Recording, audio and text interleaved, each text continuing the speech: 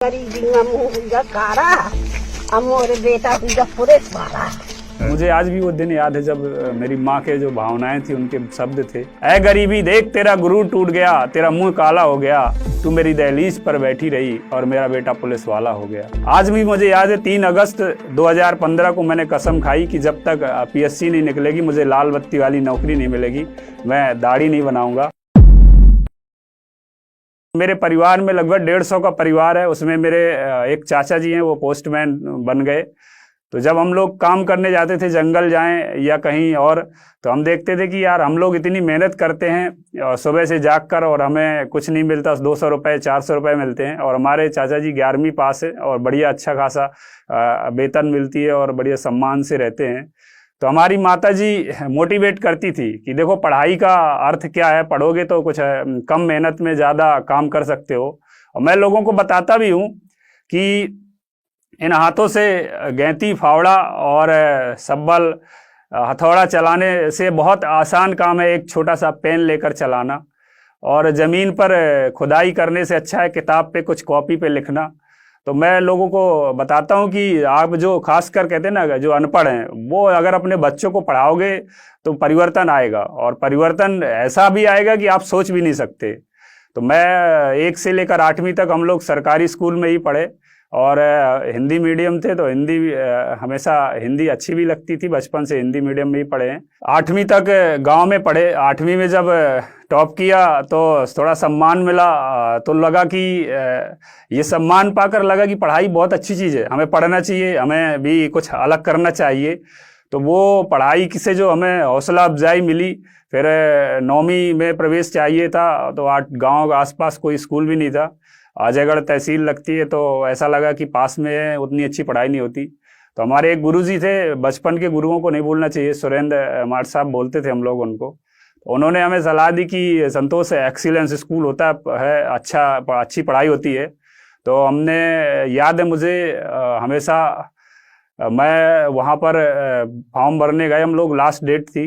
और हम लोगों को आजकल जब बस में ऊपर कोई बैठ के जाता है तो हम लोग रोकते हैं, उनको समझाते हैं, और कई बार हमारी पुलिस डांट फटकार भी देती है क्योंकि वो रिस्की रहता है। लेकिन मुझे जब वो दिन याद आता है कि हम खुद, पहाड़ी है पन्ना की, आप कभी यूट्यूब गूगल कहीं भी देखेंगे, बड़ी सुंदर पहाड़ी है और बिल्कुल हिमाचल प्रदेश के जैसे इसमें यू टर्न लगभग 10 से 15 मोड़ हैं।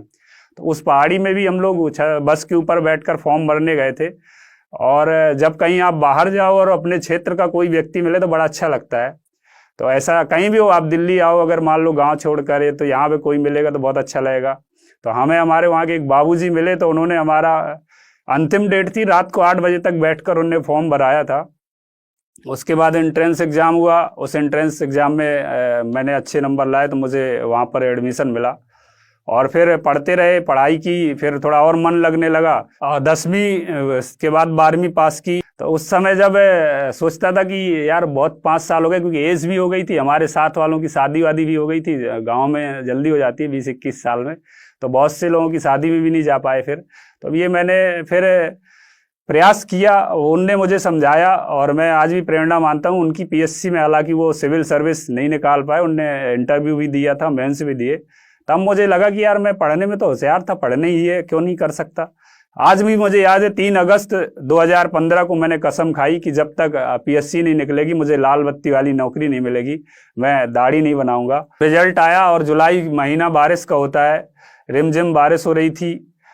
मैं पौधे लगवा रहे गया था, वहाँ प्लांटेशन लग रही थी। पौधे लगवा कर जब शाम को लौटा, पीएससी की एक स्ट्रेटजी है, इंटरव्यू समाप्त होने के 4 से 6 या 10 दिन के अंदर रिजल्ट घोषित कर देती है। तो ये संभावना तो रहती है कि आज भी रिजल्ट आ सकता है, कल भी आ सकता है, और शाम को ही रिजल्ट आता है ज़्यादातर। तो डेली शाम को घर लौटते थे तो मोबाइल में छत पे खड़े होकर, वहाँ नेटवर्क भी नहीं मिलता था, तो छत में मोबाइल चलाना होता था, तो देखते थे कि आज रिजल्ट आएगा, आज आएगा। तो वो दिन 11 जुलाई का याद है कि शाम थी, मैं जब आया छत पे डेली की तरह गया, वहाँ पर खड़ा हुआ, थोड़ा रिमझिम थी, तो मोबाइल को छिपाते हुए कि कहीं पानी में न हो जाए। और जब जैसे ही मोबाइल को खोला तो एक फ़ोन पर फ़ोन आने शुरू हुए, क्योंकि उस समय नेटवर्क थे नहीं जंगल में।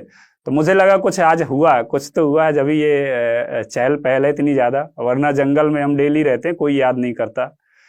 तो मैं मैंने PDF तो डाउनलोड होने में टाइम लग रहा था, नेटवर्क नहीं था, लेकिन मेरा एक दोस्त का फ़ोन आया, वो बधाई बधाई बोला, तो इतने ही में मेरा मोबाइल छूट गया, नीचे गिर गया। तो मुझे याद है तीसरे दिन मैं घर पहुंचा जब शाम के टाइम, तो मेरे परिवार वालों ने आसपास में ढुलकी वगैरह, ढोलक होता है, और तो वो लाकर उन लोगों ने मेरा स्वागत किया। बड़ा मुझे आज भी वो दिन याद है जब मेरी माँ के जो भावनाएं थी, उनके शब्द थे, मैंने सुनाया भी लोगों को कि उन्होंने, उनके विचार थे कि ऐ गरीबी देख तेरा गुरूर टूट गया, ऐ गरीबी देख तेरा गुरूर टूट गया, तेरा मुंह काला हो गया, तू मेरी दहलीज पर बैठी रही और मेरा बेटा पुलिस वाला हो गया, मेरा बेटा पुलिस वाला हो गया।